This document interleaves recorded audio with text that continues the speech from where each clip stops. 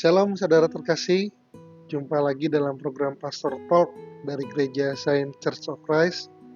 Saya Pastor Chandra yang akan membagikan renungan pagi ini. Pagi ini kita akan belajar satu topik, yaitu menari bersama Tuhan di tengah badai. Kalau saudara terkasih sedang dalam kondisi yang baik dan lancar, puji Tuhan. Tapi kalau saudara sedang menghadapi masalah, tenang, saudara nggak sendirian. Setiap kita pasti pernah mengalami masalah dalam hidup ini, sampai rasanya seperti di tengah badai. Mungkin badai dalam keluarga, mungkin di pekerjaan, kesehatan, atau bahkan dalam relasi dengan Tuhan. Ada saat-saatnya kita udah berdoa, tapi jawaban gak kunjung datang. Kita sudah berusaha, tapi belum ada hasil yang sesuai harapan. Kita sudah mencoba menguatkan hati, tetapi tetap berasa berat. Ya, namanya badai kan datangnya gak pernah dijadwalkan ya. Bisa datang tiba-tiba, dan kadang kita gak siap. Jadi pagi ini saya mau ajak setiap kita merenungkan satu pertanyaan. Bisakah kita belajar untuk menari di tengah badai? Mazmur 30 ayat 11 berkata, "Engkau mengubah ratapku menjadi tari-tarian. Kain kabungku engkau buka, dan pinggangku kau ikat dengan sukacita."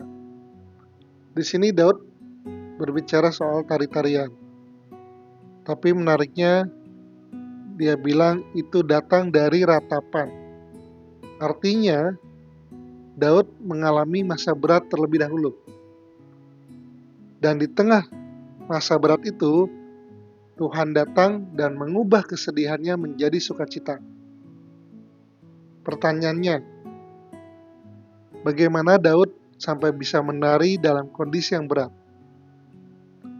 Saudara terkasih, saya ajak kita semua bayangkan satu hal yang sangat sederhana, yang sering kita lihat tapi mungkin kita nggak pernah pikirin lebih jauh, yaitu anak kecil yang bermain hujan. Beberapa kali saya mengajak anak saya bermain hujan. Langit mendung, hujan, dan bajunya basah. Tapi anak saya senang. Tertawa, lari-larian, loncat-loncat di genangan air, kadang sambil nyanyi-nyanyi.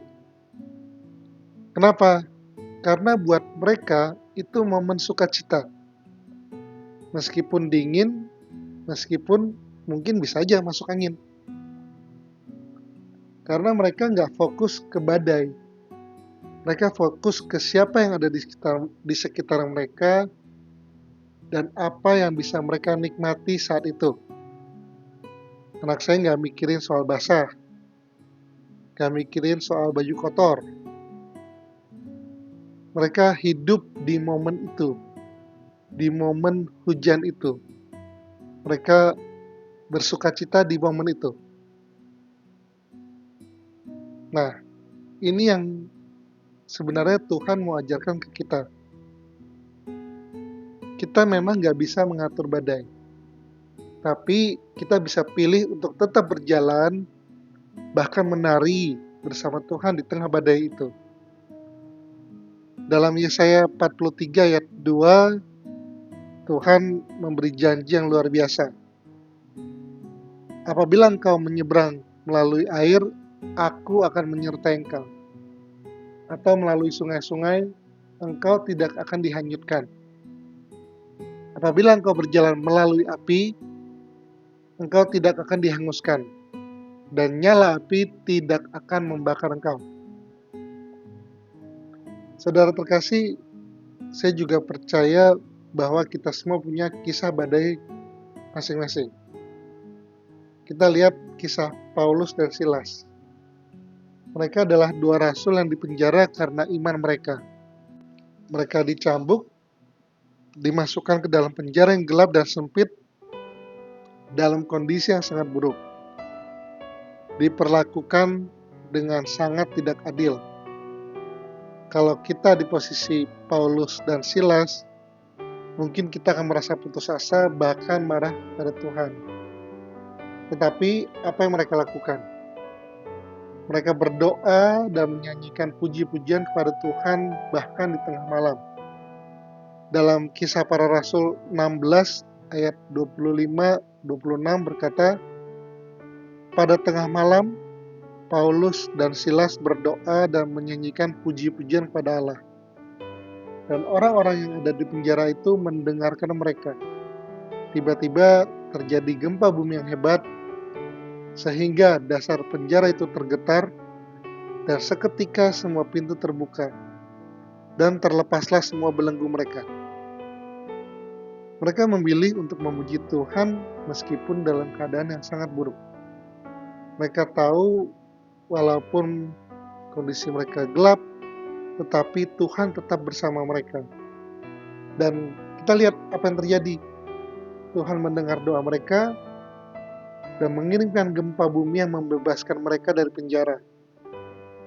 Dan yang lebih menarik dari hal itu adalah mereka tidak menunggu perubahan terjadi untuk mulai memuji Tuhan. Mereka memilih untuk memuji Tuhan terlebih dahulu, bahkan sebelum ada tanda-tanda pembebasan. Kita bisa belajar dari Paulus dan Silas juga. Ingatlah, badai itu tidak akan bertahan selamanya, tetapi kasih Tuhan itu kekal.